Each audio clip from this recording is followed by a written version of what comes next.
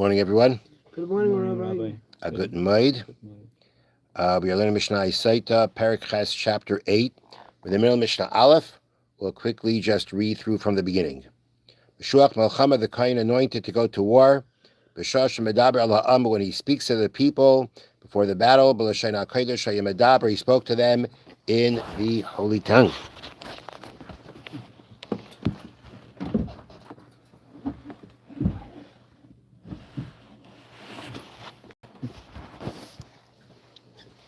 For our viewers, that was a Sefer Torah break. Yeah.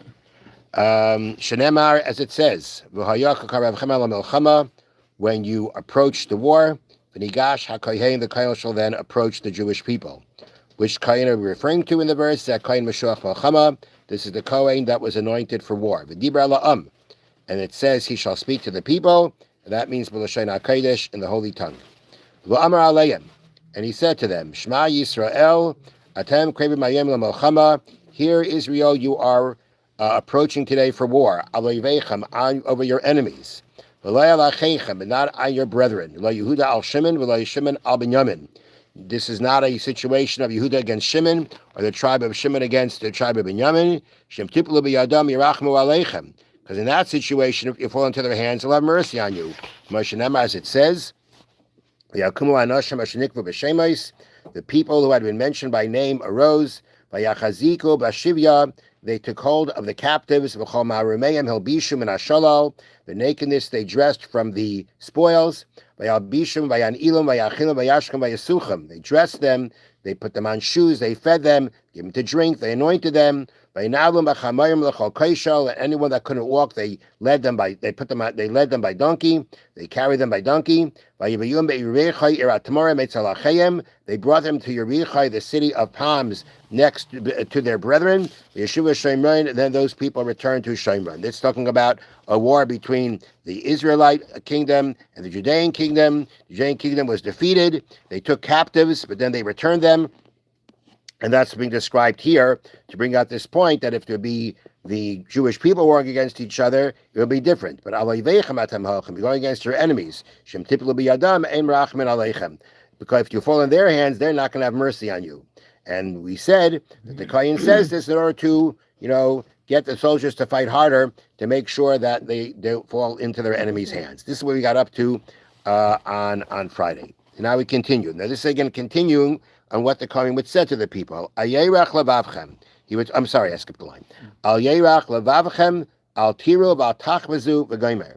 They would say to them, al yerach levavchem, which means don't let your heart get soft. It means don't let your heart be faint. Al tiru, do not be afraid. Al tachmazu means do not panic.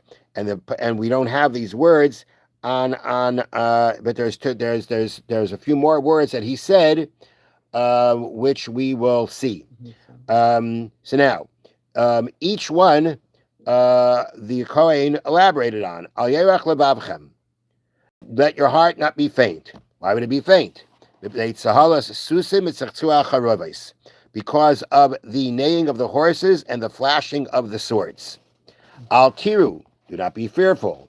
From what would they be fearful? Because of the clashing of the shields, what the soldiers would do to make a very loud noise and make the enemy scared, thinking that there's this tremendous army that's coming upon them. That's Hagafas Treason. That is the clashing of the shields. The Shifas Ha-Kalgasin and the many Kalgasin. Kalgasin is a type of a weapon, which way the Rabbi Tanur describes it as a rod with a curved end that was used to smash rocks, making the splinters fly toward the enemy. I don't know exactly how that worked. And apparently it was something pretty scary, because the Kohen specifically has to mention it to strengthen them not to be fearful of that. Al tachpazu. The next thing is do not panic. From what? Mikol kronis, from the sound of horns. They blew horns again. All this was part of the battle strategy. Al tartzu, which again, this was not brought down before, but this is also what the Kohen said. Al tartzu means not become broken. What we become broken from? If they kol tzavachais, because the sound of the enemy shouts. All these were kind of the things that they did beforehand in order to scare the enemy. And And the Kayan is specifically telling them, enumerating these things, and telling them, don't be afraid. Why? Because Hashem, your God, who goes with you. They are coming through the power, the victory of flesh and blood.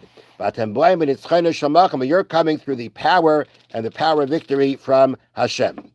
Plishtim now, the Kayan again, this is all part of the elaboration of the Kayan. Plishtim Bob and Itzchayna Shal Goliath. The Plishtim came forth with the power of Goliath, of Goliath. And what did he do? They bring it here on the bottom. What exactly, not what exactly, but besides the fact that they were there for war, so they bring down here, King Shaul and the Jewish army were assembled opposite the Philistine army. Every day for 40 days, a giant Philistine warrior named Goliath, went out to mock the king and Israel and blaspheme God. All feared to fight him until David went forward with just trust in God and a slingshot. David killed Goliath with his slingshot, took Goliath's sword, and beheaded him. Upon seeing the death of their hero, the Philistines ran away. So that's what we're saying here when they say, Plishtim Boib and Itzchayim Shal Goliath. Plishtim came through the power of Goliath.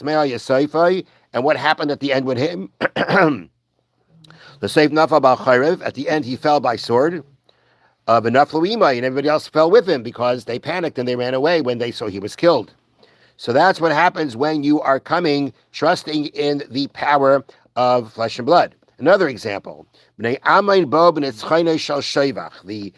Ammonites came again with the power of a man named Shevach. Who was this? So in 10, in the notes here, they bring down Hadar Ezer, king of Aram, gathered an army to fight David HaMelech. At the head of this army was a fearsome warrior named Shevach. That was his name. With God's help, they defeated them and killed Shevach. So they call it Aram. There's the king of Aram. The Mishna calls it Bnei Ammon, the Ammonites. But again, it's another example of those who came with the trust in their flesh and blood warrior. Va'atam came, but you are not so. For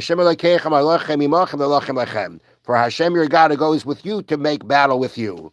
Zeh machna arin. This, what we're saying, Hashem goes with you, is referring to the camp of the Holy Ark. That is the camp of the Jewish army, which brought the Holy Ark with them into battle.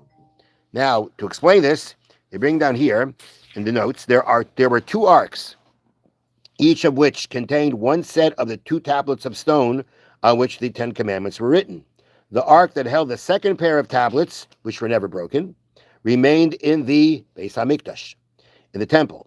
The ark that held the pieces of the first tablets, which had been broken by Moshe, accompanied the army into battle. So that's the Arin, that's the ark that went with them to battle, that the Kohen says that they come with their trust in the power of flesh and blood, but you are not so. Hashem, your God, goes with you, the Arin is with you, and therefore do not be afraid or broken, as mentioned before. Have a wonderful day and a good night. Good night. Thank you, Rabbi.